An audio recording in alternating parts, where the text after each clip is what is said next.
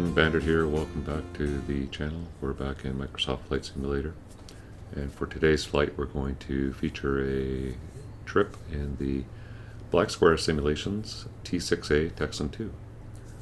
I'd like to thank Blackbird for supplying me with a review copy of the aircraft. Even though they supplied me with a free copy, they have not seen the video before I release it, and this is my own opinion on the quality of the aircraft. I was pretty excited to try this aircraft out in a past life. I was fortunate enough to have really flown the T6A. Although it was a long time ago, I flew when this aircraft was brand new, and so it's well over 20 years ago now.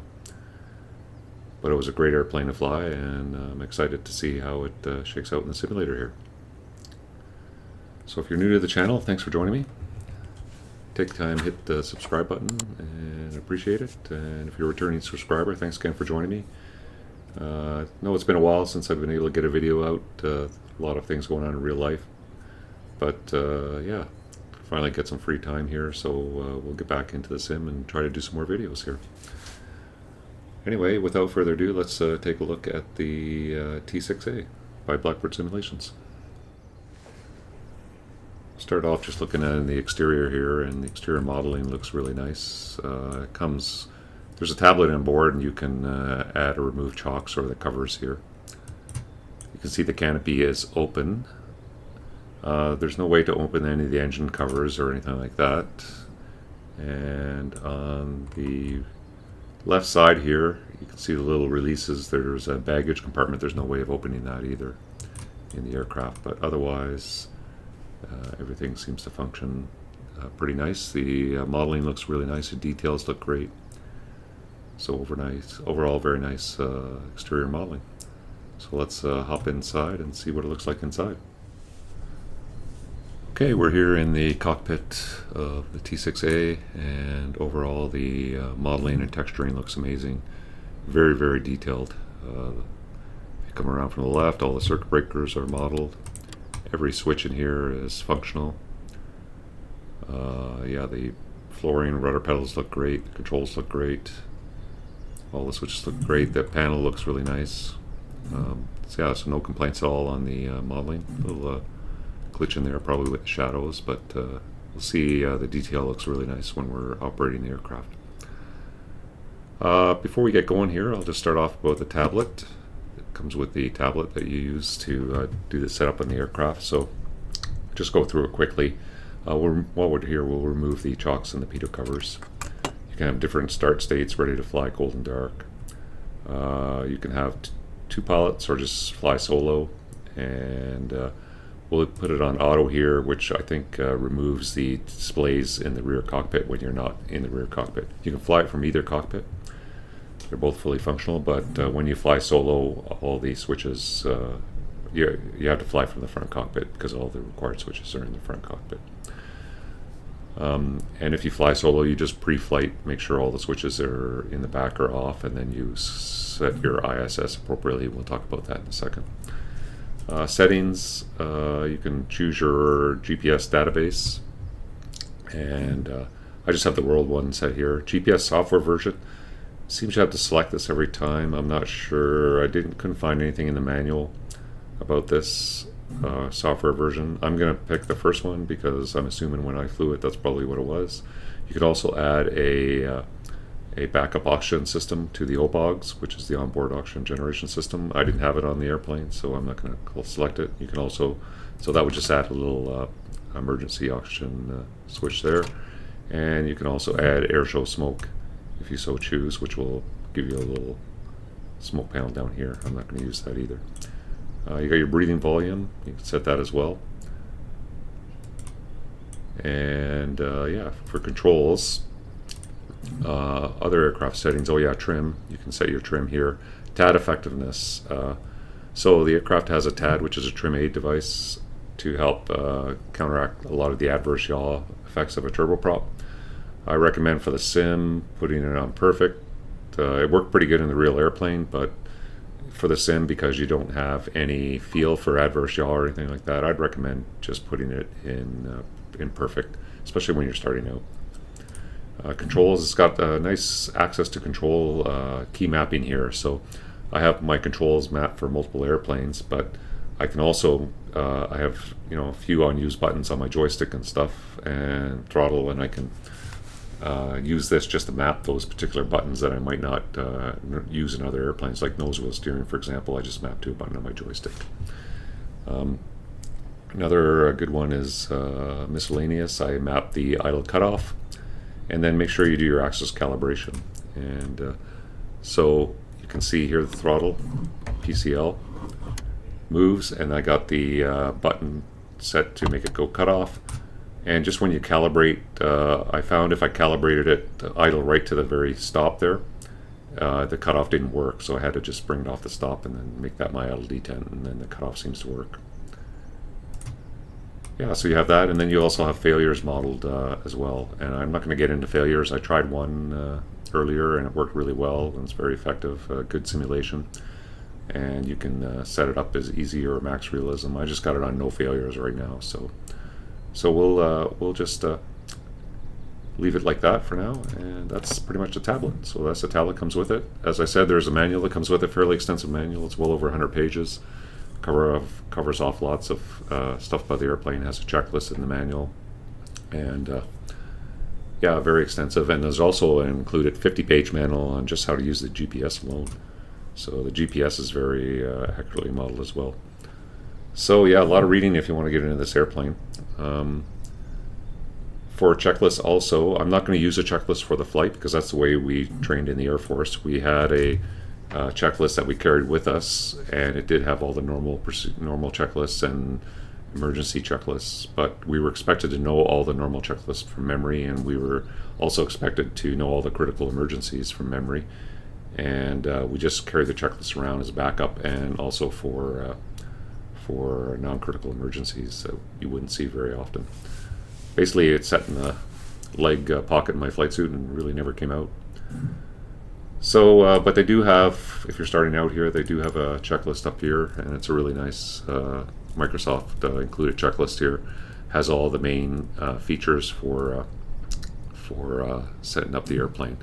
So, for example, here it'll take you to each switch here, and I'll just use it for this one here. This is the ISS mode selector. It's in the back seat. So to get there, we can just click on that. It'll take us to the ISS mode selector. And like I said, if you're pre-flighting the airplane to go solo, you would pre-flight the rear cockpit, and you would set up all the switches off, and then you'd make sure the ISS selector is in solo before you get in the airplane. Since we're going to simulate, we have two pilots. You have also both, and you have command ejection based on forward command ejection. So what you choose here is depending on the situation, who's in the seats, various options like that, whether it's student and instructor, or in the front seat or back seat, or whether it's a student and or instructor and a passenger or whatnot. So you have different options, whether you want command ejection or just set to both separate ejections.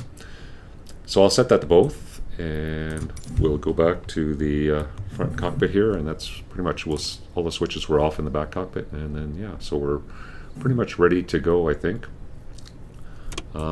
Also, before we get going, I'll just talk about the planned flight for today. So we're here at Taupo, New Zealand, a little base here. I'll show you on Navigraph. It's kind of the midpoint of the North Island, just on the lake here. And we're going to take off out of here. I'll start off by doing a couple circuits, and then we'll break out of the circuit. We'll just head north about 15-20 miles. We'll pick up a low-level nav lake here, about 500 feet. It's 67 miles long, and I'm not going to go through all low-level nav procedures. I'm just going to take the airplane down to the low-level environment and show you how we operate in the low-level environment. So basically, we have a hack point here, and we're going to fly one leg. And normally, you would plan these.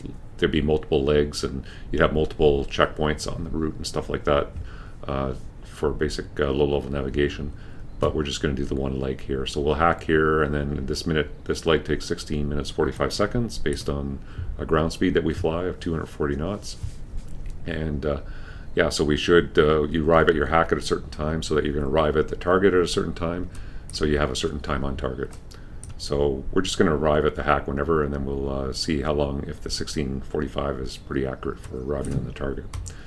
I'll preview a lot of this now, since it's hard to do this while you're flying the airplane, because there is no autopilot in this airplane, and it is a challenging airplane to fly. So It's hard to talk about this while I'm trying to fly the airplane, so we'll just go through it now. So the hack is just at the end of a reservoir. Here is a dam.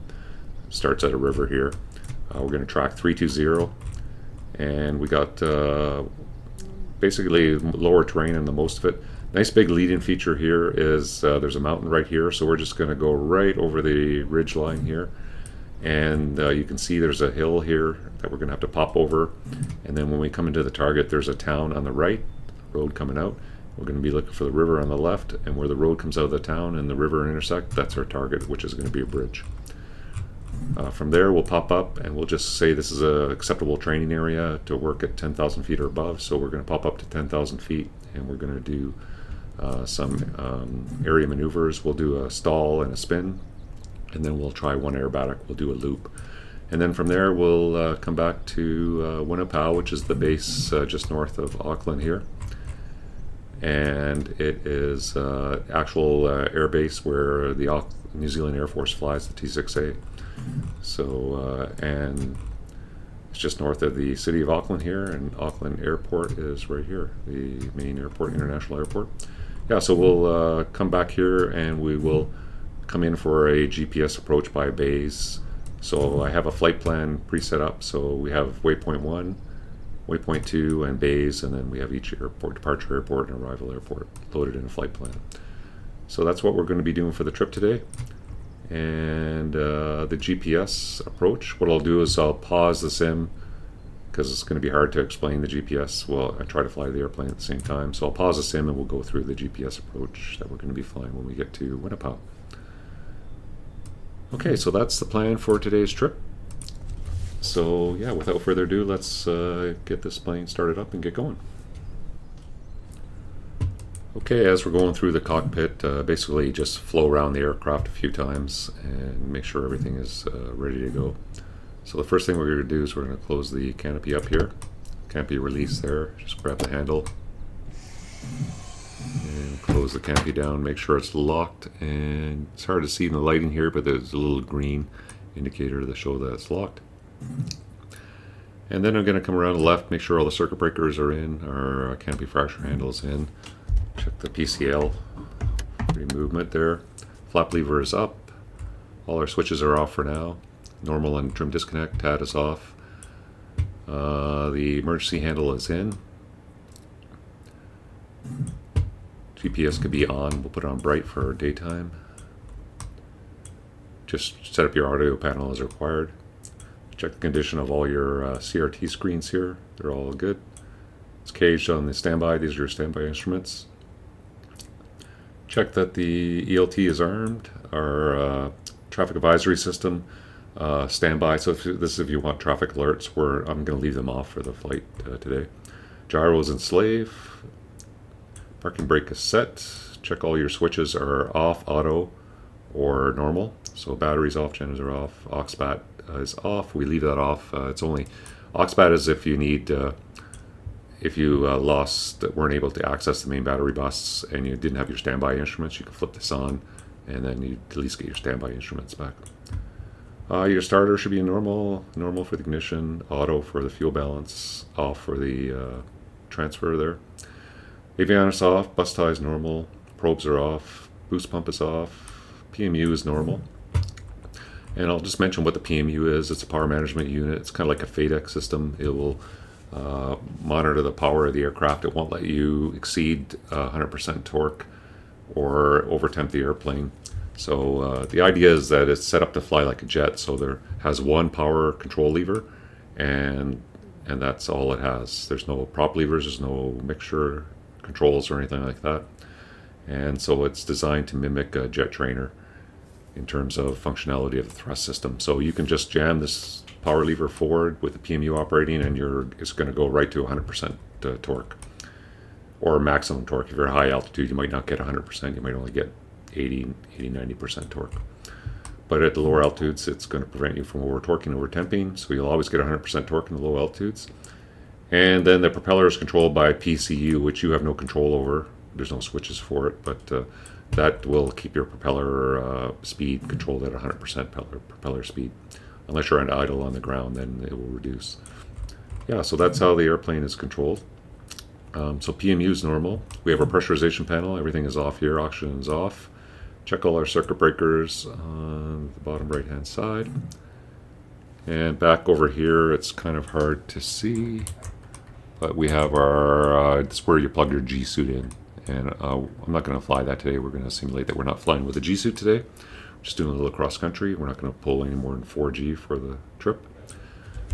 Okay, so that's the first go through the cockpit. So now we'll get recentered here, and we'll get ready to start up. So now I'll come back over to the battery switch. We'll turn the, first we'll get our control levers on. So this is a control lock. And you can see with the control lock on, I can't move the controls. I move my joystick. Can't move the rudder either. There's a mechanism behind here that locks the rudder as well. So you put the control lock down. Now the controls are free, and the rudder is free. So controls are free, and we'll turn the battery on. Cancel the master caution, master warning. And I must say, everything about this is very authentic to when I flew it, in terms of the sounds and the feel and the presentation. It looks amazing. I wish I had something like this when I was learning to fly it. So yeah, battery switch is on, and then we need 23.5 volts to do battery start, which is fine. This is normal for the just some engine-related pressure warning system, hydraulic pressure. The TAD is off. Parking brake is set. We'll turn on our nav light, anti-collider lights. Okay, and we'll come down here, and the only thing we need to check on here before we start is the boost pump. So you can hear it, boost pump light comes off. We'll just put it back to arm. So the boost pump is good. And we'll come over to the left side here, and if we were plugging in the oxygen or the G suit, we do the G suit test there as well. I believe that's when we did it, this part of the pre-flight. Adjust your seat is required, and then what we're going to do is I really have to back out. These are all your test switches for various items here, and we'll go through them, but I need to back out so we can see everything when we do it. So we'll do the lamps test first, and you're going to come up and you're going to check all your lights are on. So all the lights are functioning normally. Cancel the master caution, master warning. And then we'll do the overspeed test, the gear warning. These are a little finicky, but yep, there was the gear warning. Check the aux bat. Now we're going to do the AOA high. So we're going to be looking for AOA high. We're going to look for the AOA gauge to go all the way up through the red, get shaker when we hit the red. And then we're going to look at our indexer. And our indexer should go from pitch up to on speed to pitch down. So we'll do the AOA high. You can see the gauge coming up through the green. There's the donut, there's the pitch down, and there's the shaker. So that looks normal. And then we'll check the low, and the low should just go up to the donut. So it should go up, the gauge goes up to the green, and then we have the donut, which means you're on speed. That looks good. We got fire 1. So we have the fire 1 light, we'll cancel the caution, fire 2, and we'll cancel the caution. So that's all our tests there. And then make sure our PCL is in cutoff, lights are on, we're all ready to go.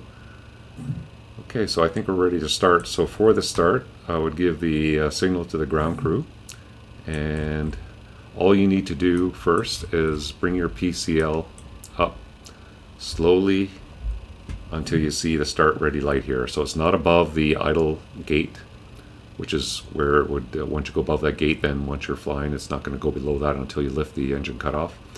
So it's just below the idle gate where you're going to get your start ready light, and then all you have to do is momentarily press the start ready, and the engine should turn up. So it's clear to the left, clear to the right, and signal's been given. We're going to hit the starter. And the starter is cranking. Not sure the propeller would start that fast, but anyway, there's the sounds. The sounds are amazing, just like I remember. We go outside, same thing. Sounds pretty good outside. And it's like a FADEC controlled start. The PMU is controlling the start, so you just monitor it as a backup, but essentially the aircraft is taking care of the start for you. So ITT is coming down. N1 stabilizes at 61. T's and P's are all good. Hydraulic pressure is coming up. And it doesn't seem, the hydraulic pressure light doesn't seem to go out until I bring the throttle above the idle gate. Can't remember. I don't think that would make any sense for that to be like that, because we do have good hydraulic pressure already.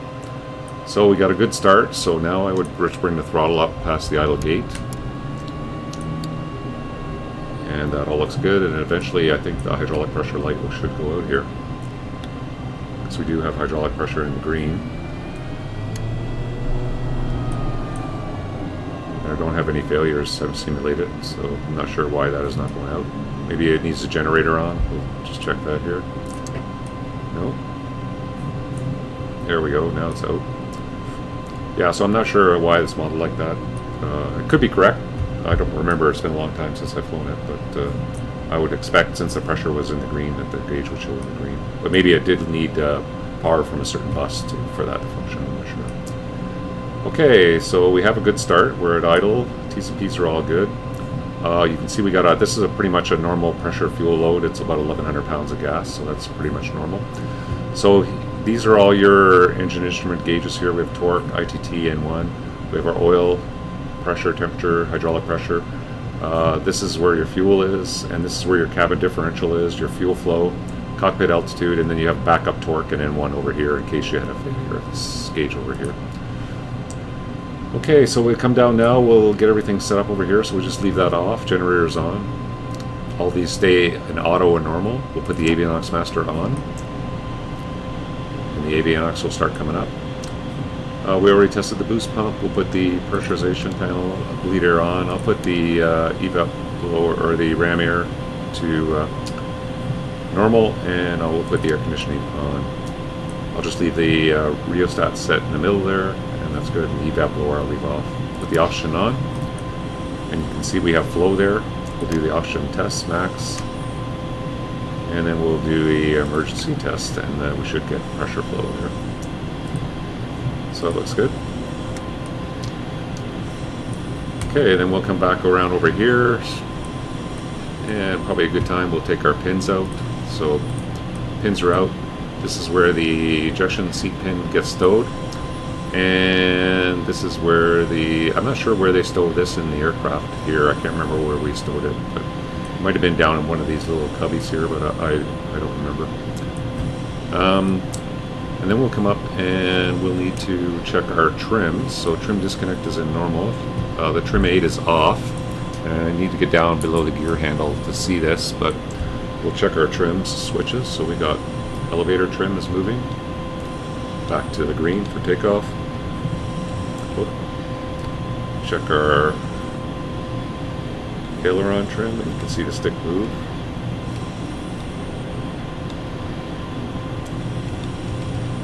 And I'll check our rudder trim, and you can see the rudder trim moving there. And I check that it's moving, but I don't want to center it to the green, because now I'm going to turn on the trim aid device, and that's going to center it to the green. So that's our trims checked. Next thing we want to check here is the ground crew will give us we'll just give the ground crew a thumbs up, and we'll probably have showed him the pin by now, so he knows we've removed the pin. And then we're going to check our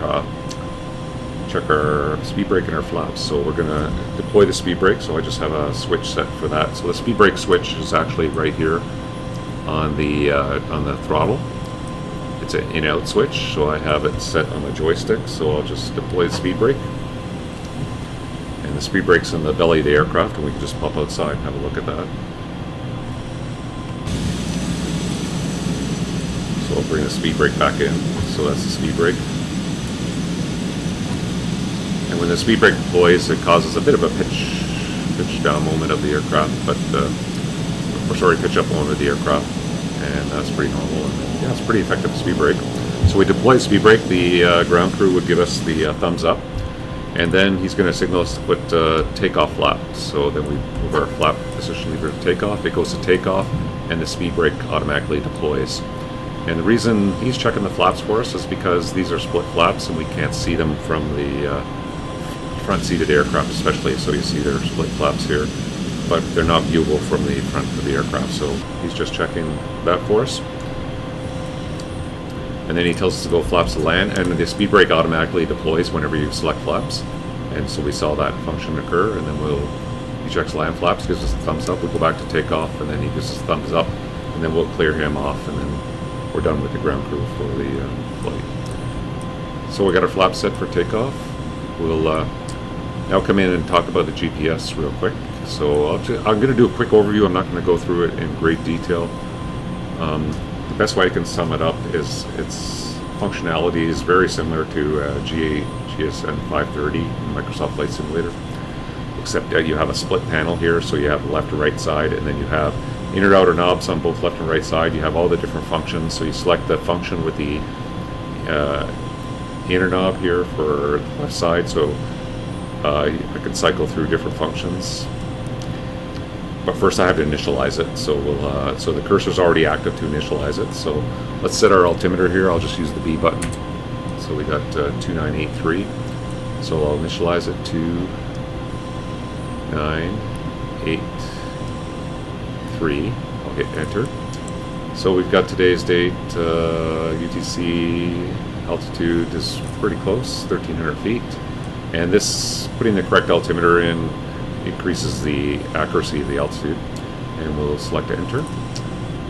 World database is good for September 2024. Oh, and I'll mention too, if you have a Navigraph account, that make sure you go into your Navigraph hub and select the Blackbird T6A and make sure you install the, if you want the latest Navigraph data for your GPS here. So we'll acknowledge that. Yeah, and now you can see I can cursor between the different modes over here. And same thing on the right side, so I can cursor between the different modes over here. So I want it in nav mode, so I'll put it in nav mode here.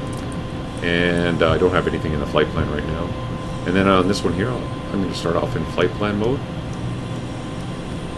So I'll cursor till we get the flight plan.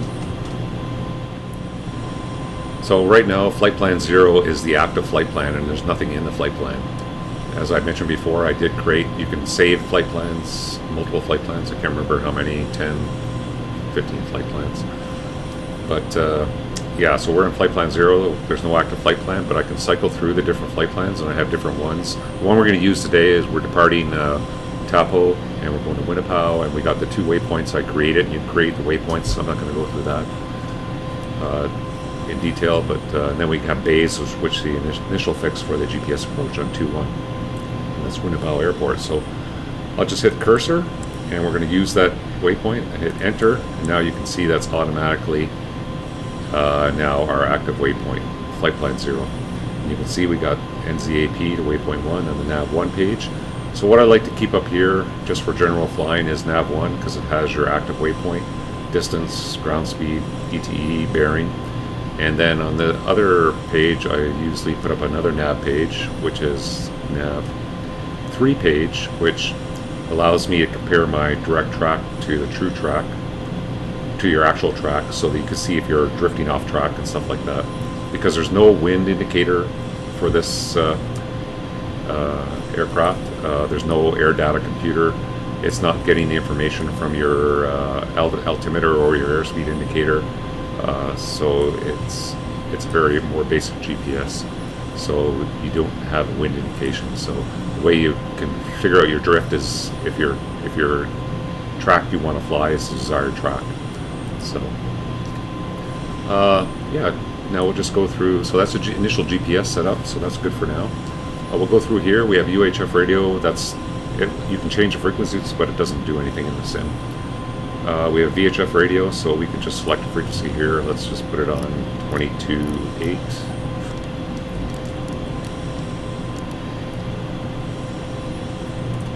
And we'll have ATC. We'll leave it on 7,000, and you can select standby on alt over here, but we'll leave it standby for now. And the VOR, let's put in the Taupo VOR for now, which is 116.7. So 16.7.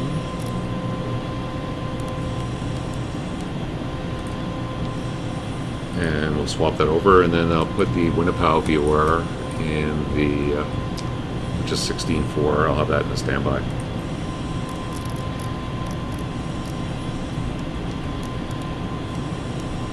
Okay, so that's our comm panel set up. We'll uncage our standby attitude indicator, and we'll set up our, so I like to put it in composite mode because it gives you more information than just the attitude indicator. So when you're doing your cross check, you can kind of keep your scan up to here, and you don't have to look down at your HSI as much. So it's a nice way to fly the airplane. You can also put composite mode down here. If this screen fails, you can bring your attitude indicator down here, but you can only have it in composite mode. You can't have just an attitude indicator mode. So we'll leave the HSI there, and yeah, and then we'll come down. Our standbys are good, and what makes this plane challenging to fly is there's no autopilot. You have to fly it all the time, especially IFR. It's very very challenging. You always got to be fine-tuning your trim. Yeah, I'm not sure if I would fly this on VATSIM. We'll talk about that later, but it's very hard to look at your plates, everything up, go to the GPS, and maintain your altitude right on. And the way the simulator is not 100% realistic to fly. Like in the real airplane, you could do it no problem. I'm flying with my right hand. I got the airplane nicely trimmed up. I just keep my hands light on the controls, and I'm just using peripheral vision to change things on the GPS or my HSI panel. And it's very easy to maintain altitude in the real plane, but in the sim, it's very easy to get off your altitude, especially if you're not 100% trimmed, and the plane will never stay 100% trimmed perfectly all the time anyway. So it's a challenging plane to fly IFR, that's for sure. So you don't have any autopilot systems, but you do have an HSI control panel. So we'll you can set your heading here. So I'll change the heading bug to 354, which is the runway heading we're going to take off here. 354. You can select whether it's HSI is in VOR, and then you can select the nav mode. So you can select GPS. So you can see we have our first GPS waypoint showing where we have to go. But I'm going to put it back in HSI here, and I'll just put for reference for the traffic pattern we're going to fly out of here. I'm going to put course of 354 in there as well.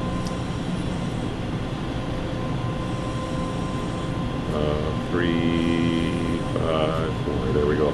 So that's going to be our course, or representative for our downwind and of the traffic pattern there, and just a nice visual reference to have. And then you can also have map mode, so you can go to map mode, and if I go back to GPS or nav mode, you can actually range out, and you can see we have map mode, and you can have different displays.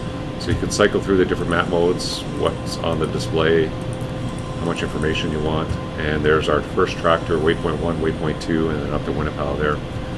And you can range in and out. So I'm going to go back to HSI mode, and then we'll go back to VOR mode.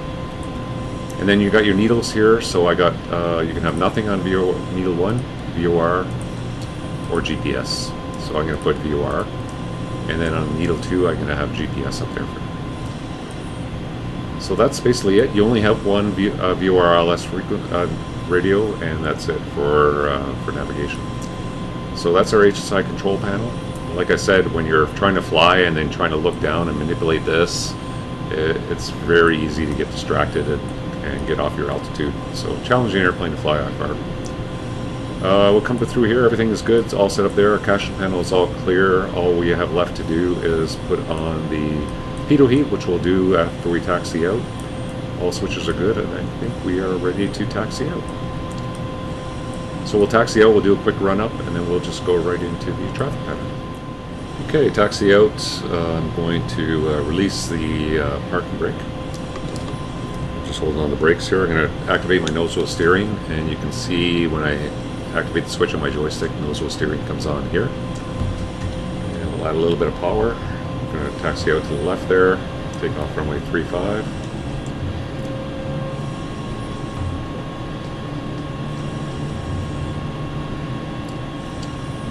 And we'll check the brakes. Brakes are good.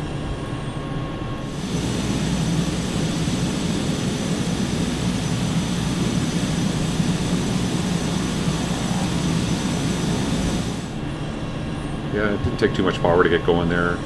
It depends if you're going uphill or downhill. I think going towards the runway is a bit uphill, so it's a bit more power. And then, yeah, if you're going downhill, there's no beta range on this aircraft, so you'll have to use the brakes a lot to keep your speed under control.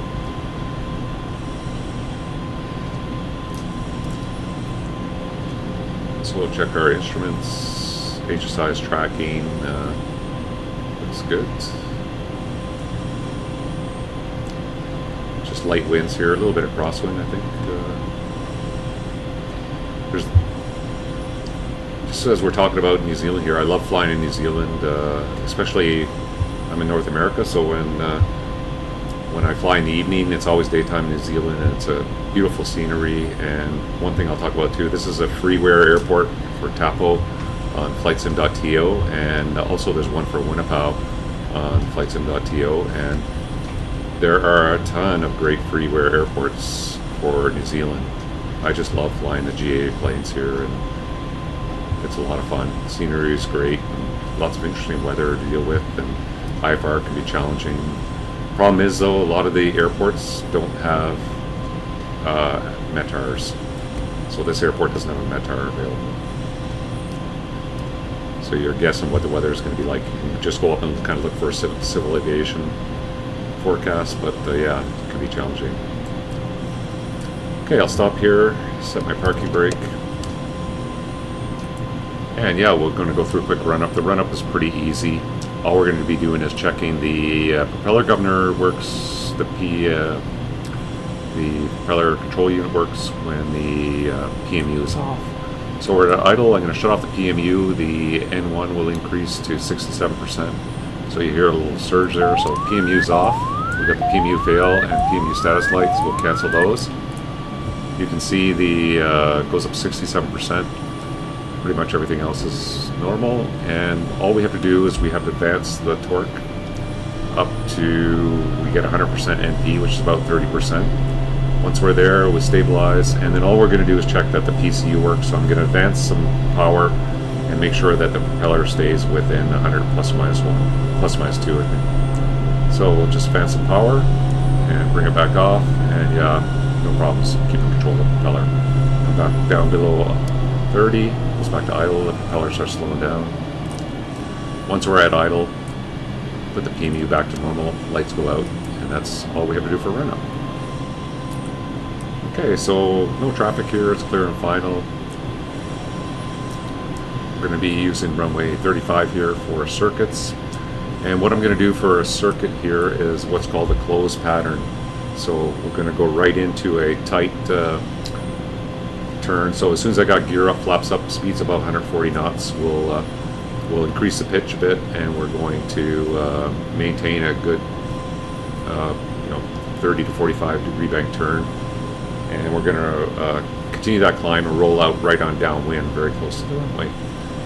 And so we'll climb up to 1,000 feet, so 2,300 feet indicated, and that'll be our circuit. And then we'll lower the gear and flaps. So we'll set about initially 30% torque as we're leveling off, and then we'll lower the gear and flaps when we're below our speeds. 157 was the gear and flap speed, I think, and then we'll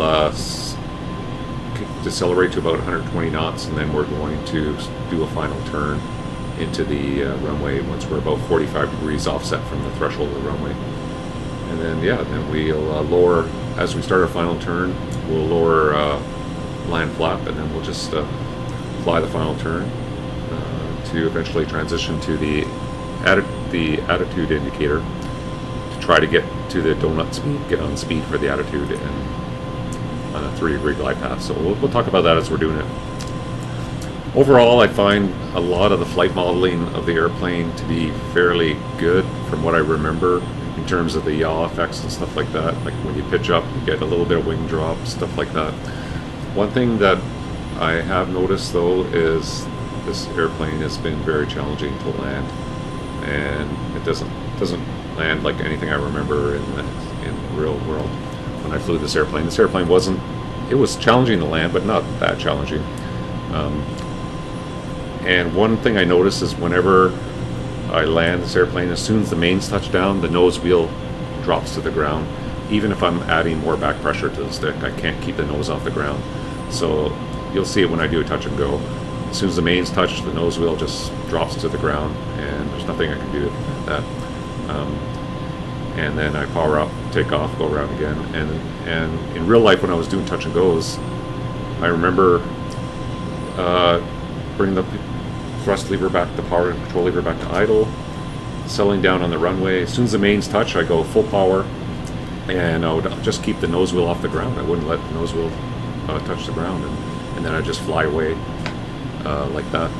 But I can't seem to simulate that in this airplane, so might be something to do with the Microsoft Flight Simulator. I'm not 100% sure. Ground effect dynamics, but I find the plane very challenging to land, and like I said, I can't seem to control that pitch once I'm on the ground. Anyway, we'll see that when we're flying the circuit here. Okay, so we'll turn our transponder on. We'll get our pitot heat on, so we'll switch there, and we got our anti-ice on. Okay, park and brake release, a little bit of the power. Again, clear and final.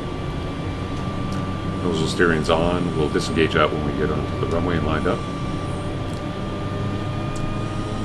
We're going uphill here because this is taking a little bit of power this time to get going.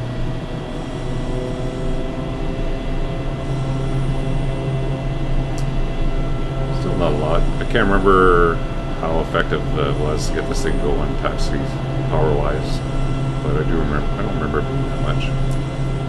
But like I said, I think we're uphill here because other times I taxi, it's not as much.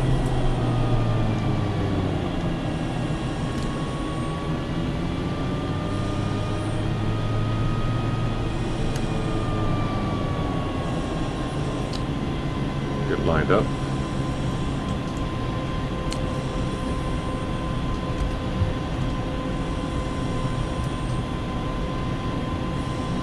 Okay, on the brakes, we got our nose wheel steering off. Runway heading is checked. We got our course set for our downwind.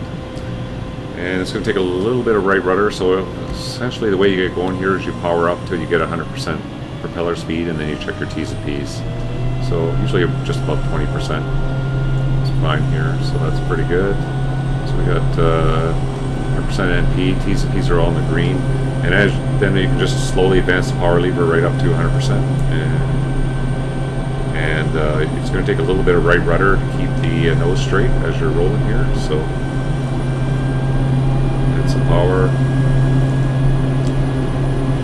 And the right rudder.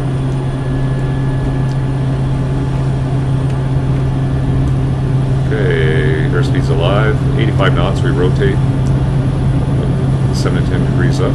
Positive rates. Gears up. Flaps up.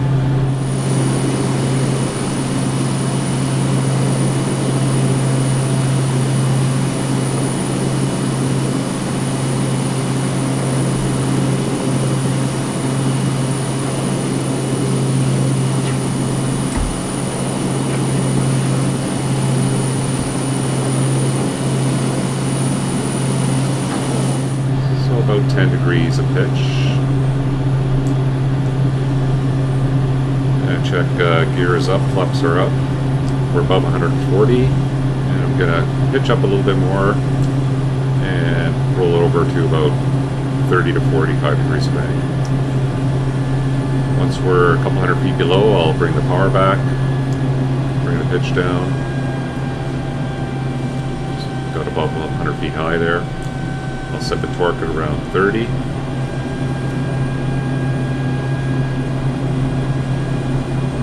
Just keep the bank on around 35 degrees. We'll roll out downwind.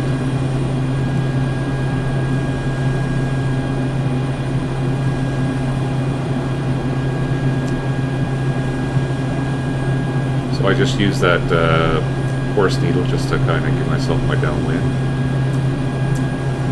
Okay, speed's at 140, so we're good. So we'll gear down, flaps to takeoff. Maintain our altitude. Speed should come back to about 120. I'll do my landing check, gears down, flaps are at takeoff.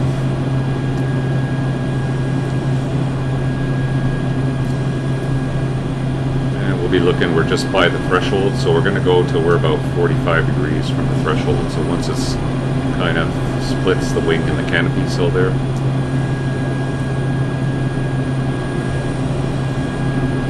So that's getting pretty close. So what I'll do there, we're at 120, I'm going to go land flap. I'm going to pitch down a little bit of power off, 20 to 25%. And I want to fly about 110 in the final turn, so 120 if I got takeoff flap, and 110 I believe if I have land flap, which we do. So flaps are at land. So I'll tighten up the final turn a little bit here. And I got my AOA indexer that I'm going to use as well to help me out as well for speed control. A little bit wide.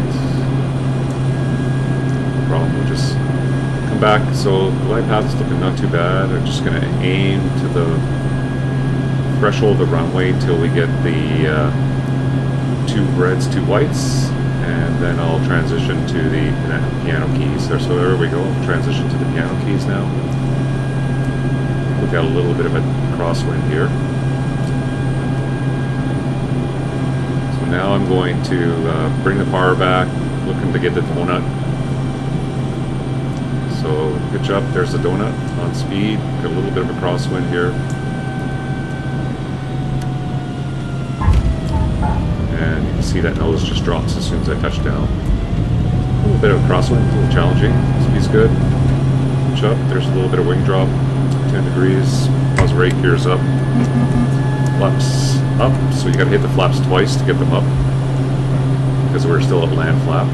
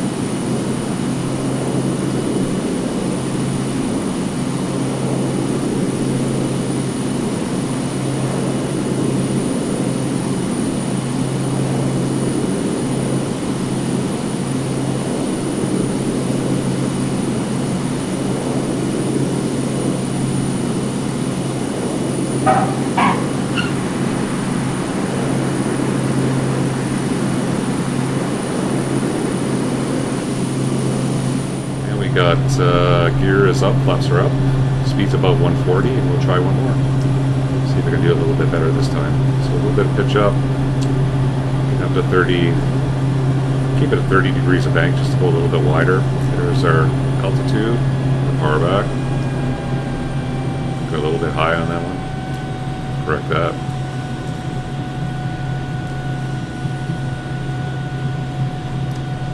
Like I said, this plane is not, especially in the sim here, it's challenging to fly in the sim. If you like a challenge, this is the plane for you. Like I said, a lot of the modeling seems to be fairly accurate to me, and just that landing issue. But yeah, I need to get back up to 30 degrees of bank here, so good. Okay, we'll roll out downwind. Go gear down, flaps approach. Speed was good, by the way.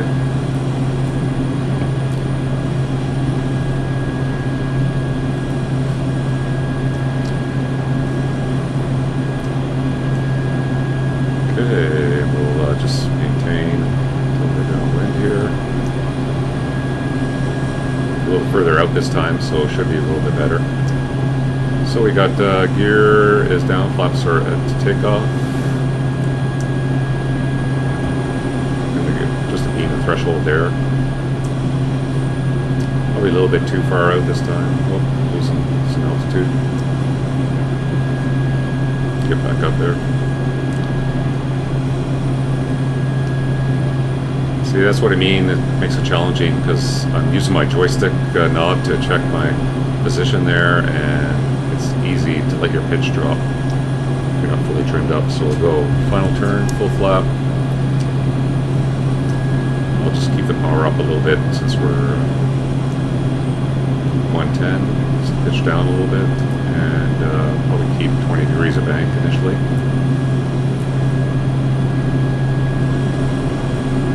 A little further out this time too.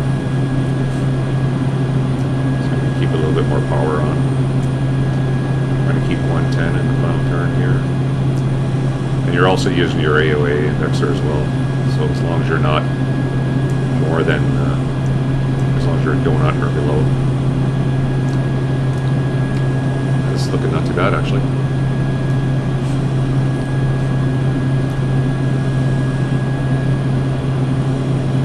Okay, so I'm going to aim at the threshold of the runway. Once I get the 2 reds over whites, then I'll make my transition to the 1,000 foot to go markers. Okay, I'll readjust my aim point. And I'm going to be bringing the power back to keep, so power back and then adjusting the pitch to get on speed. So we do have a bit of a crosswind here. Maybe there we could the donut. Get on the donut there. Okay, we're on speed. Looks good. And a bit of a crosswind. Full power. Yeah, it's challenging in a crosswind, that's for sure, with this airplane. Okay, speed's good. Let's brake gear up. Flaps up.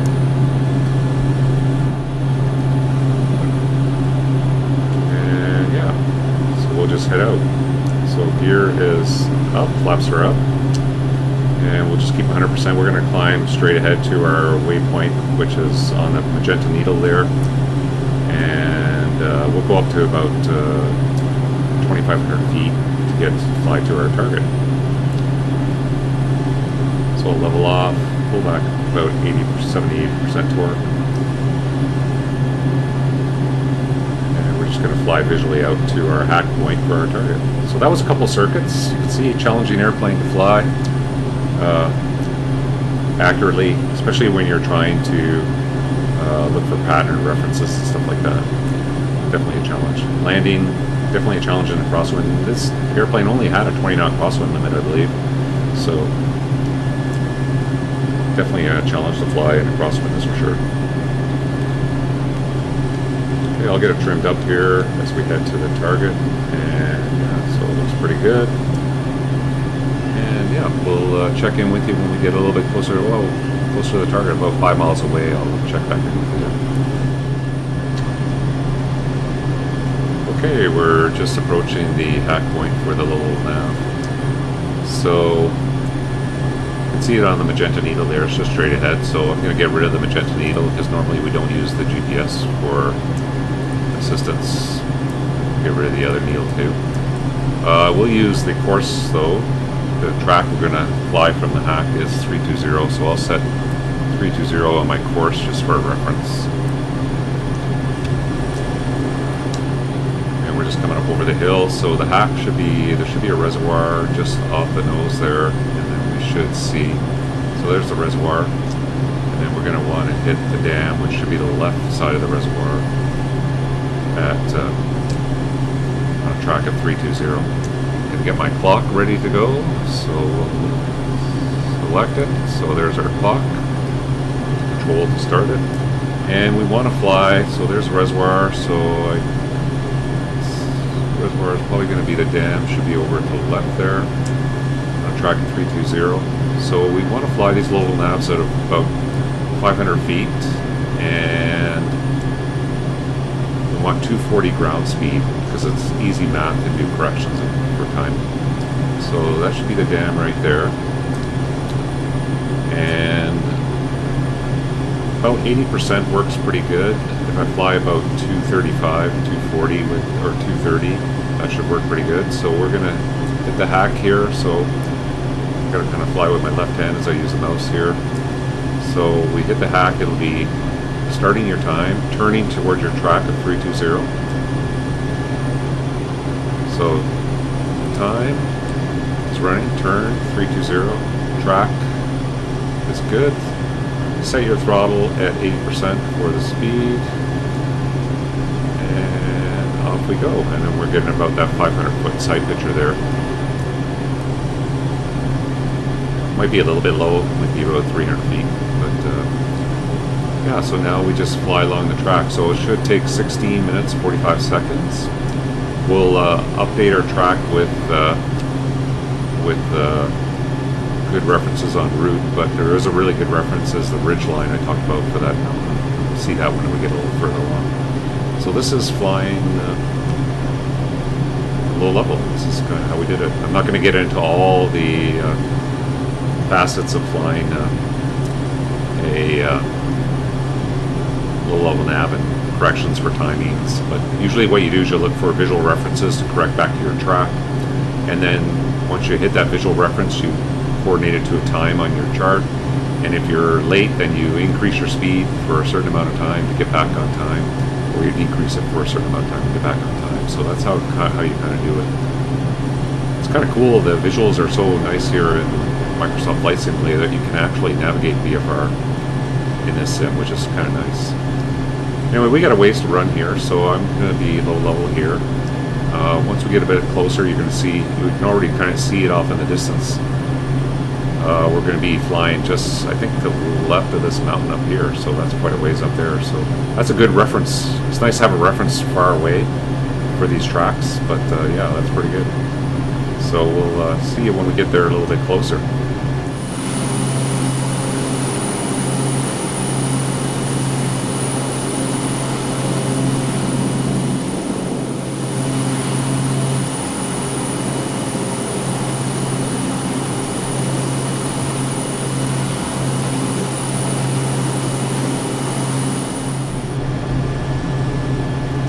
Okay, we're cruising along nicely. This is that big mountain I was talking about, the big hill. We just need to cut the corner of that ridge line there.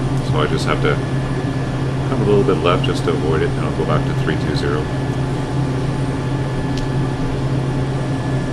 But that was a good lead-in feature. I could see that from a long way back. So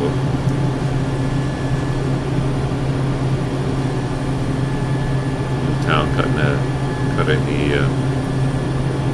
corner here. Go back to my track, and that was the hill I was talking about on the map there, just before the town. So the town should be over the hill to the right, and we should see the river on the left there. And where the apex, that should be our target, and we're about 2 minutes and a bit back from the target, so looking pretty good.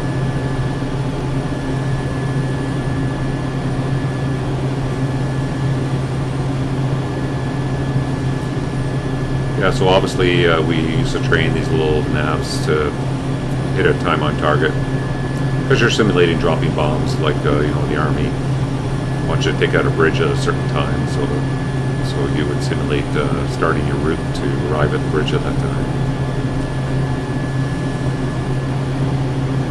And we used to fly these at 240 knots in this plane. I'm sure they might use something in a F-18, they might go with something like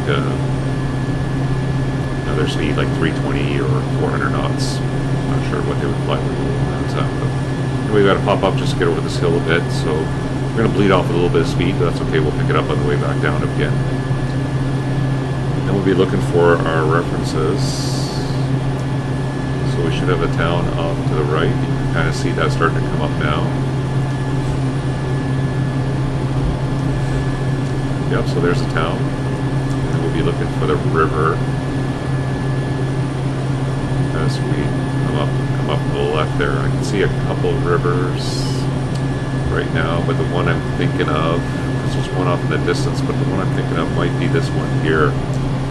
So I would say if we got the town, I would say our bridge might be right around here. So I can get back down. So what I'll do is I'll stay on my heading here, do a pop-up at about 30 seconds back, and then we'll come in on the bridge.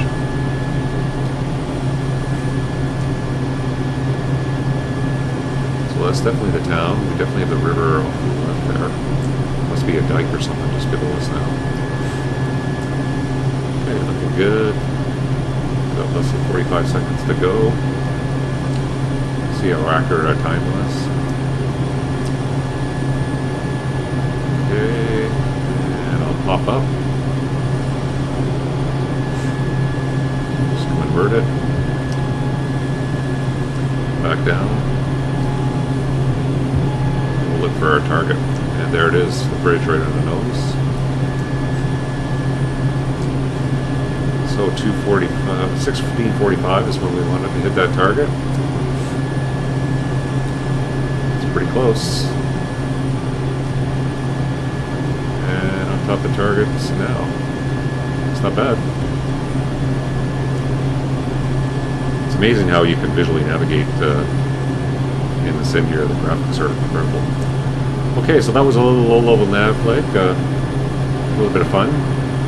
I really enjoy doing low-level nav in the airplane. So full power, we're going to climb up out straight ahead. And we'll say this is a good training area. We get above 10,000 feet, and we'll set up for some area work. We'll do a stall and a spin. Start. Okay, so I'll check in with you when we get above 10,000, and then we'll get into those maneuvers. Okay, we're here at 11,000 feet.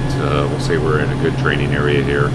On the way up, I did some clearing turns, made sure there was no traffic in the area. And so we'll do our what's called a pre-stall spin aerobatic check. So we clear the area. We're in a safe area for flight. Make sure all our loose articles are stowed. We check our T's and P's are good.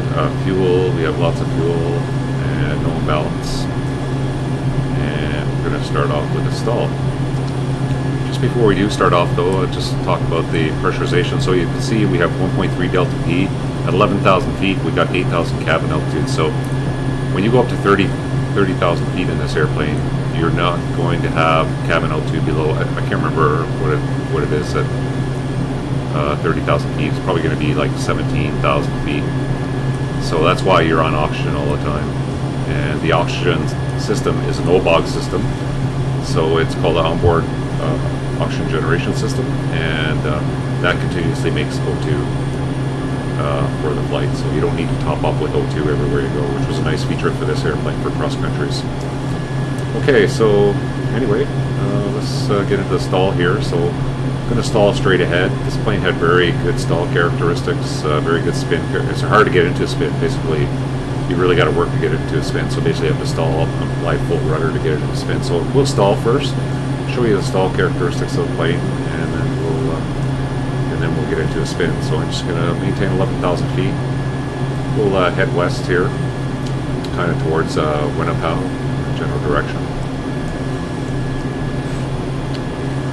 And I'll bring the power back, maintain our altitude.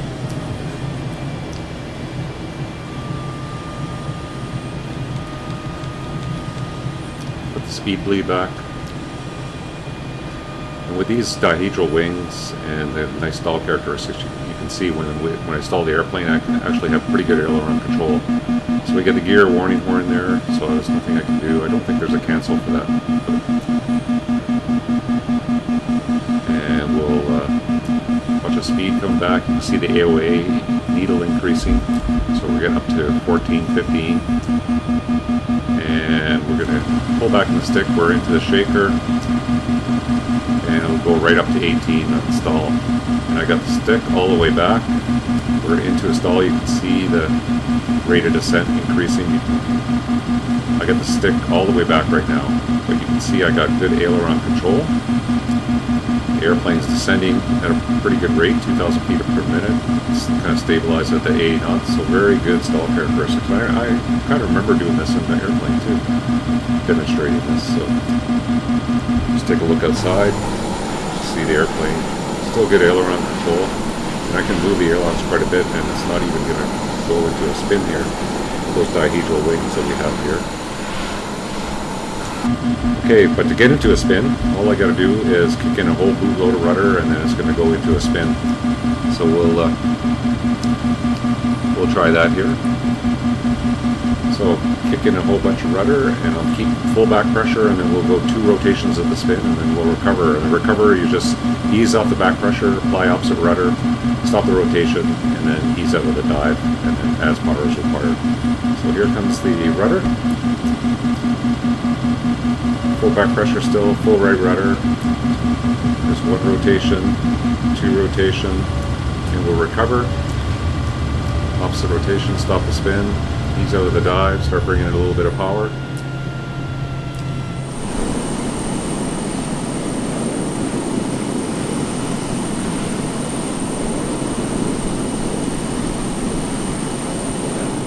It's kind of off my center there for view, but and level off. I'll bring up to 50% torque, maintain about 120, and 6,000 feet.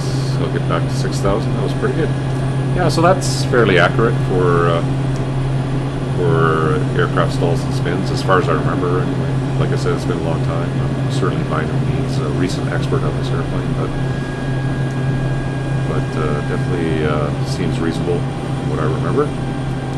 Okay, so what I'll do is I'll get stabilized here, and then we'll get into a basic aerobatic. We'll do a loop, and then we'll head back to the airbase at Whenuapai for recovery for an RNAV approach. Just get it all stabilized up here, and we'll talk about doing the loop. Okay, I've just accelerated here, got 80% torque. We're going to do a loop. I'm heading west. Remember, we used to do the loops at 230 knots, 90% power.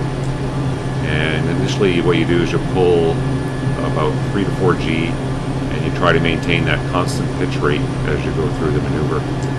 And it's hard to do aerobatics in this aircraft, in the sim, because you don't have the peripheral vision, and like normally when I'm pulling a loop, I initially set my rate with the pitch, and then I'm kind of looking in this direction, cross-checking my attitude, airspeed, and I'm looking for wing drop and stuff by just glancing to the left, but it's kind of hard to do with this airplane in a sim environment. So it's challenging, and you will get wing drop when you pitch up. That's normal. So you need to counteract that right away, but it does make it challenging in the sim to do that. But we'll do the best we can here. So I'm going to get back, pitch down, get back down to 6,000 feet. And as long as we got 230, enter between 200 and 250 on the thing. So we're coming up to 230. We'll get down to 6,000 feet and we'll start the loop.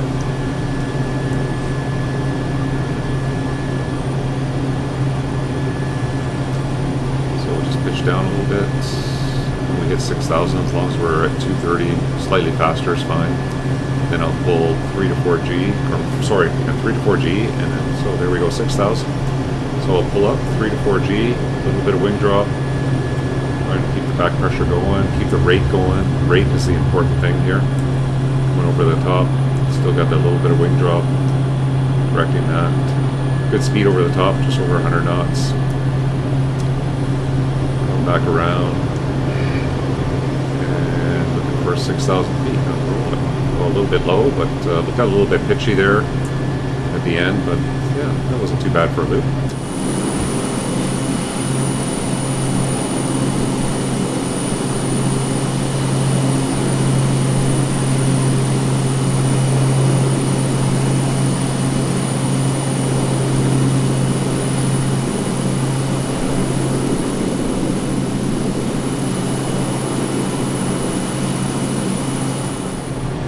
So that's basic aerobatics. I've tried doing that in some of the other maneuvers that we used to do, like the hammerhead stall and the vertical roll, but they're very difficult to do without being able to change your view. I think if I had a track IR camera system or something like that, it would be very helpful for doing aerobatics in here, but just using the toggle switch on my joystick, it's difficult to do. Anyway, that was a loop. So now I think we'll look at recovering back in Whenuapai. Okay. So we'll get set up for that in another minute here. Okay, so level at 6,000 feet. I'm heading in the general direction, but if we just throw up the GPS needle, that has us direct to base, which is the initial fix, so I'll put the GPS needle up. So we'll come right to 300 there, and it's about 30 miles away. So the key to flying IFR in this airplane is trimming up the airplane and trying not to look away at anything or do anything else for too extended period of time, because it's so easy to get off your altitude there. So now we're heading in the general direction. We're going to get all trimmed up. And what I'm going to do is I'm just going to position freeze here for a minute while we just look at the approach that we're going to be flying into.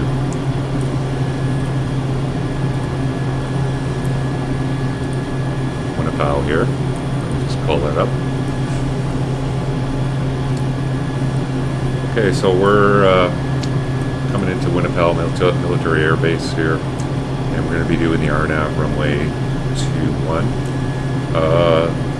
So you can do GPS approaches, but you cannot use VNAV. There's no VNAV in this GPS, so you have to do an LNAV approach. So it's basically an MBA. So we're going to go direct to base. The min safe altitude based on the airport is 2,700 feet. And then they want you to hit base at 3,000, so we'll plan to go down, when we're within 25 miles of the airport, we'll go down to 3,000 feet. And then we hit base, we can track inbound on a 213 track. And once you're inbound, because we're not doing the VNAV profile, we're just going to do the step down. So inside base, we can step down to 1,000 feet. And then inside Kibim, we can step down to our MDA, which is 710 feet. So that's shoot the approach, and then the missed approach point is going to be at the runway. But you're going to have visual, so you're going to be wanting to get visual. You're 650 feet above the airport, so about 2 miles back you should be visual with the airport to make that transition to the runway. See, the visibility required is 1,500 meters, so with the lights out it's even higher. So we're category A aircraft, I believe, so 1,500 meters is required visibility. And we have that today. It's good weather. Missed approach is just straight ahead to Wickham. So it's a fairly straightforward approach. We'll cross base at 3,000, down to 1,000, cross Kibim, and then down to our minimums. Hold that minimums till we are visual at the runway, and then we'll transition visually on a 3-degree glide path down to touchdown. So that's the basics of the approach. So we can load that in the GPS real quick here. So we got a message, just an airspace alert there. So to load the approach, you need to go to, and see, this is what I mean. If you're doing this in VATSIM and you're trying to fly the airplane plus load the approach and set up your HSI, it's very challenging. So I have a position froze here, which makes it a lot easier, just so I can explain it to you. Spend a bit more time focusing on the GPS.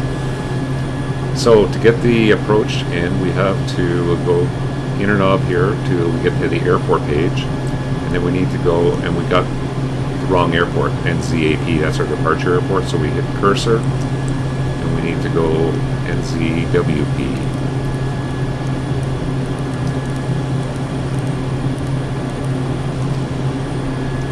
See, this is where it would be so challenging to try to do this when you're hand flying the airplane. This is where maybe in real life I give control to the other pilot and let him fly, but in real life I had to do this solo, single pilot all the time. It wasn't that difficult, where you're flying with your right hand and then you're using your peripheral vision to set up the GPS with your other hand. So that's good. We'll enter that. Get rid of the cursor. Now we need to go to the airport page. So back at the airport, we need to go to airport 8, and then we're looking for, or airport 8, yeah, we're looking for the RNAV 21. So we hit cursor, use the inner knob, cursor until we get the RNAV 21, enter, and so it's base, Kibim, runway, and then the missed approach waypoint. So that's all good.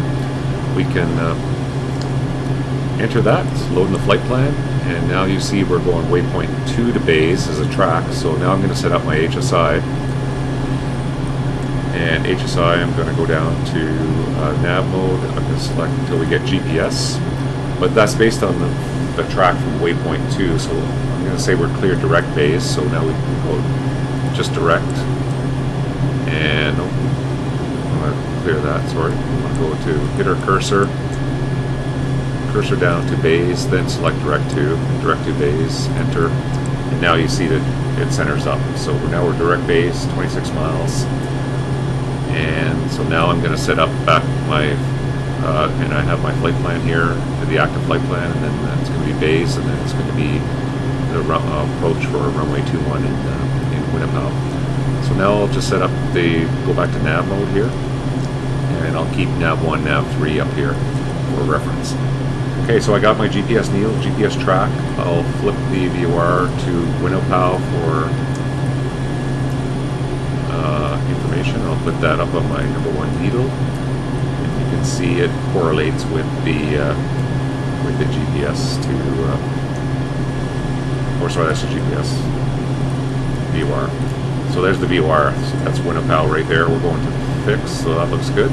So that's 29 miles. So when we're within 25 miles, we will descend down to 3,000 feet. So that's our setup.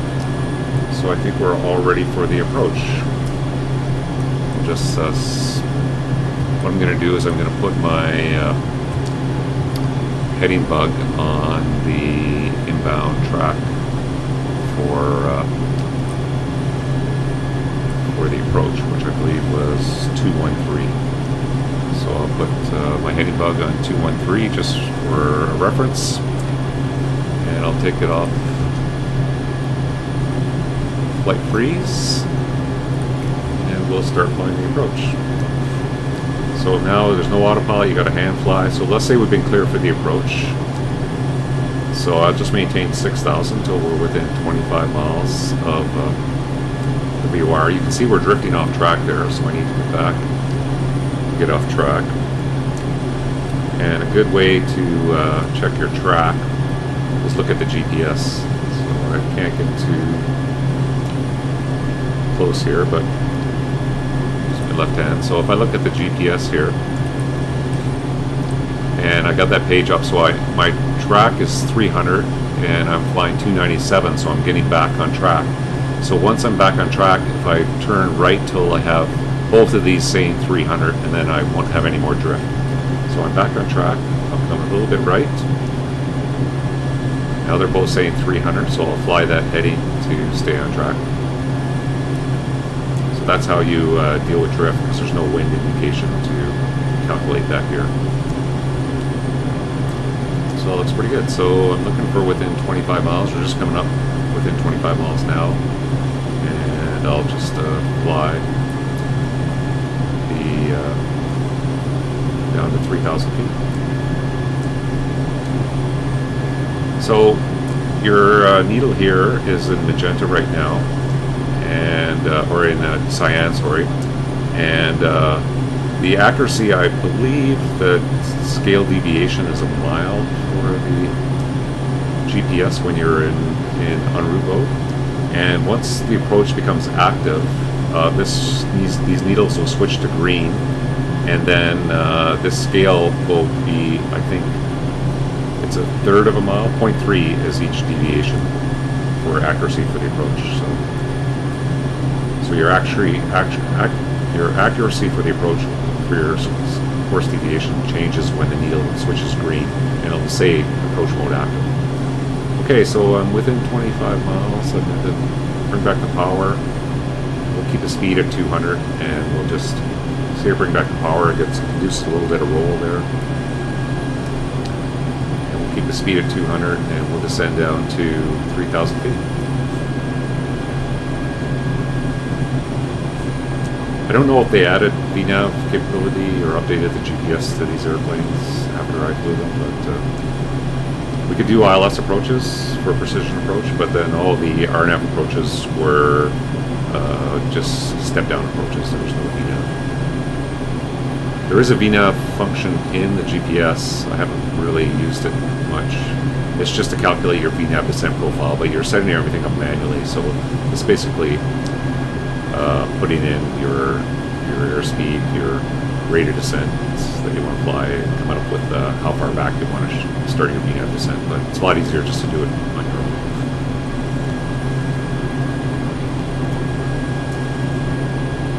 Okay, so yeah, looking pretty good. I'll check in with you when we're approaching the waypoint there, and we will commence the approach at base. So I'll see you when we're a little bit closer. Okay, we're at 3,000 feet. We're brought the power back a little bit, 50% torque, and we're below 200 there. I'm going to bring the power back to 40 so we can get back to about 180. And we're tracking inbound. We're 6 miles back. We've got to do pretty much our left-hand turn, so I can lead the turn a little bit. And then we'll commence the approach. Once we're inside base, we can descend down to 1,000 feet.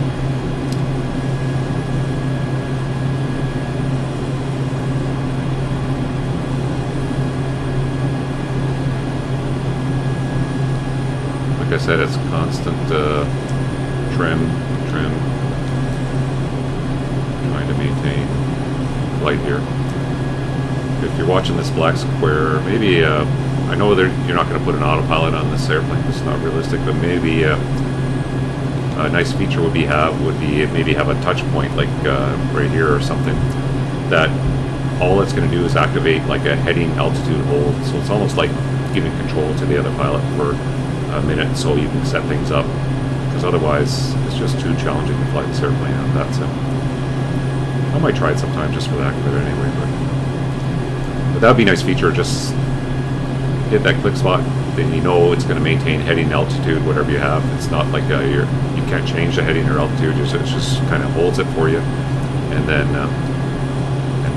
you can do your things, manipulate GPS, set up the GPS, and then come back and then disable it and fly the airplane.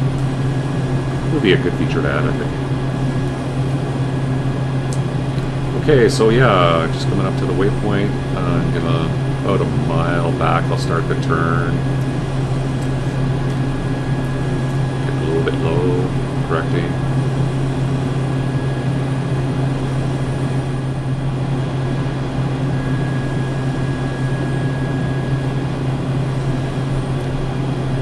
Okay, we're just coming inside of a mile. Anticipate the turn here. The needle should flip, and then we'll make the turn. Pretty good at 3,000 feet. Speed's 160. That's good speed for the initial portion of the approach. As soon as we make the turn, establish inbound, we'll descend down to 1,000 feet. Okay, that's flipping there. Got a turn. And there we go. There's our track. 214.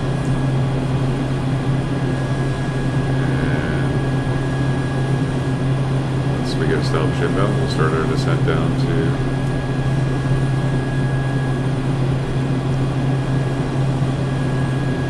3,000 or 1,000 feet. So we'll bring a little bit of power off. Yeah, I probably could have led that turn a little bit actually. So it's a 90-degree turn to the. I'm not sure why the needle initially flipped to some random course, but eventually it flipped around to the current inbound track. Okay, so looking pretty good. Still a ways to go. No rush to get the gear yet. We're already at a good gear speed, so I'll just maintain 140. A little bit of torque going. So let's just fly our track.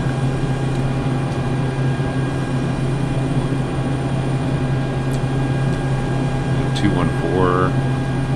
The winds were. So I'm just going to come left till my GPS track, so we'll get a little bit of crab there, so we're going to fly that heading there. It's kind of hard to see, but if you look down here, it says my track is 216, 214, so I'll come a couple of degrees left just to stay on track.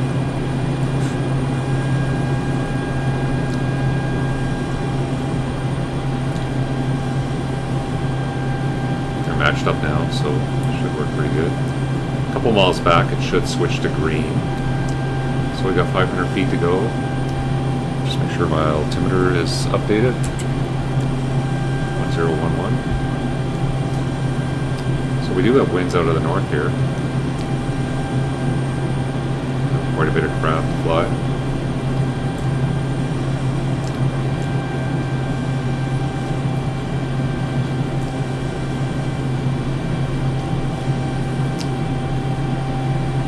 Okay, there we go, approach active. Needles have gone green, you see approach active, enunciated. We'll level off at 1,000 feet and then we'll get our gear down before the FAF. FAF is in a mile there.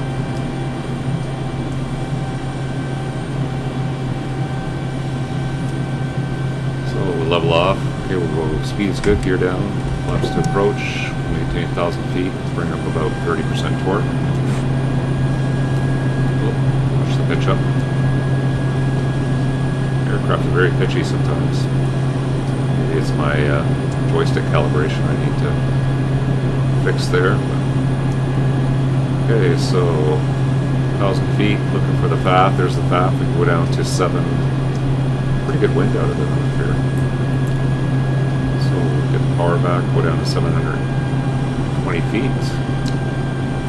We got gear down, flaps are at approach.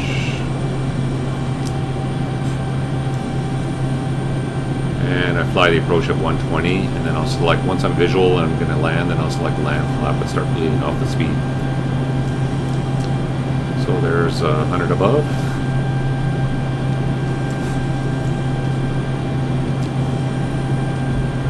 About 30% torque should keep us level at 120, so we'll bring the power up.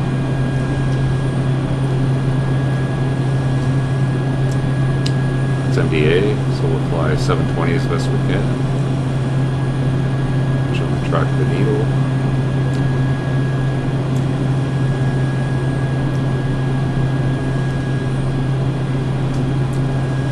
And that's at about 2 miles back. We should see the glide slope, but we do have the runway visual, and so we're going to transition. So we'll go land flap. I'll aim at the threshold. Speed's coming back. A little bit of power now. For the donut. A little bit high on the pappies, not too bad. Say we've been cleared to land. Check, we got gear down, land flap.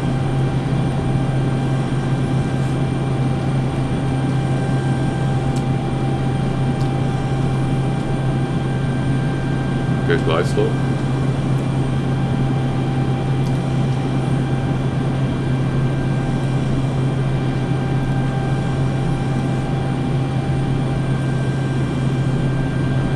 Are out of the left down here. On speed, a little bit low.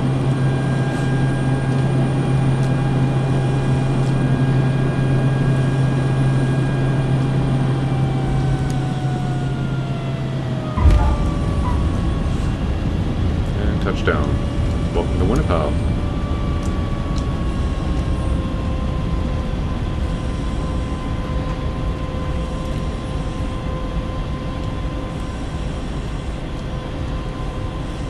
Well, that was a fun flight, and that's, you know, that's pretty common to do a training mission like that. You go in a little cross country, maybe throw in a little low-level nav route, and then go to the training area, do some aerobatics and area maneuvers, and then come back for an instrument approach. So, typical training type trip that you could do in this airplane.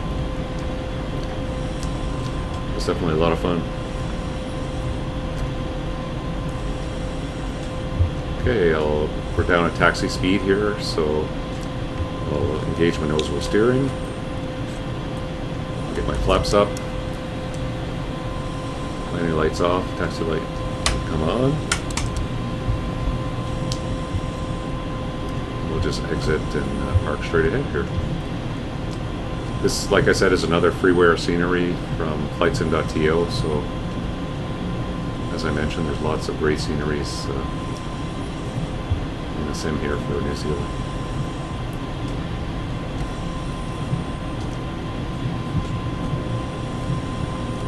And we'll just park straight ahead on this line here.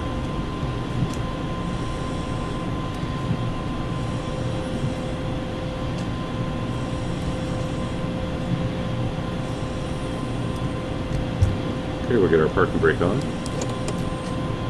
Nose of steering can go off. Got to let it cool down for a minute. Not a bad parking job. Okay, so as it cooled down for a minute, we'll just go through. So we'll just check the switches. So we'll get our taxi light off. Flaps are up. We'll shut our trim aid device off. Go standby on the altimeter.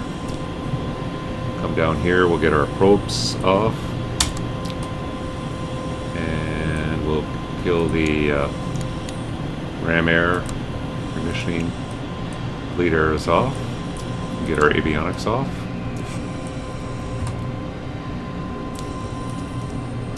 And like I said, we wait for a minute for it to cool down. We can kill our oxygen.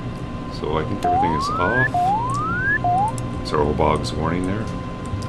Cage our standby attitude indicator. And we'll say we had a minute, so we'll go to cutoff. Get the generator off. And cancel the master warning. And we'll let her wire down. We'll throw in our pins. And when you click that pin, it puts them both back in.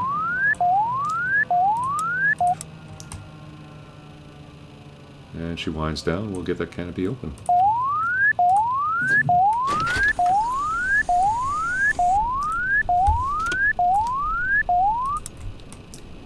Okay, everything looks good, and we'll kill the battery. Put our control locks on, and that's it for the flight. Well, that was a fun flight. Really enjoyed it. Hope you enjoyed it too. We'll just pop outside here, enjoy the view of the airplane while we sum up the trip. So overall, it was a pretty good trip in the Blackbird Simulations T6A. Really enjoyed flying it. Like I said, I've been flying this airplane for a little bit, and it's been a challenging airplane to fly in the sim for various reasons. You're flying it visually, you don't have any autopilot. So it's a lot of hands-on flying, and it's very challenging. Overall, my impression of the airplane, very solid airplane. It was fun to get back into this airplane since I actually flew it in real life. And the modeling, like the texture modeling, looks great inside the cockpit, outside the cockpit. All the items are functional. There's failures you can simulate. The flight model, I would give the flight model an 8 out of 10. It's been a while since I flew the airplane, but a lot of the flight model seems reasonable for stalls, spins. The adverse yaw effects seem reasonable. Landings, I find a little bit questionable. Not being able to hold the nose gear off on a landing doesn't seem right to me. But that's just my opinion. I know this aircraft is modeled for training for the U.S. Air Force, so it is, and no model is ever perfect. So I will give it an 8 out of 10 for aircraft handling. But yeah, definitely a lot of fun to fly. Definitely a challenging airplane to fly. And if you want to give yourself that feeling of trying to learn to fly like an Air Force pilot, the manual's really detailed. It goes over how to. I flew the maneuvers like the close pattern, like I remember flying it, but doesn't mean all Air Forces fly the same way. So you can use. They have in the manual they tell about flying, how to fly a circuit and stuff like that. So very detailed manual, lots of great fun. So overall, a really great airplane. If you like Air Force trainer like this, definitely recommend picking it up. Again, thanks to Blackbird Simulations for supplying me a review copy, and hope you enjoyed today's video. If you did enjoy it, take time, hit the like button, I appreciate it. You can share it, subscribe, sign up for notifications, and see videos like this when I put them out in the future. Hopefully now I got through a lot of personal issues going on recently, and I had to redo my computer, and I actually filmed this video about 3 days ago, and then I realized OBS I had the wrong video format set up, so I had to do it all over again. So I had some teething pains getting back into doing videos here, but hopefully I think coming up in the future I should have a little more free time, so hopefully get a few more videos out for everyone. Again, thanks for joining me. Hope you enjoyed it, and we'll see you next time on the Bandit Flight Simulator channel. Bandit out.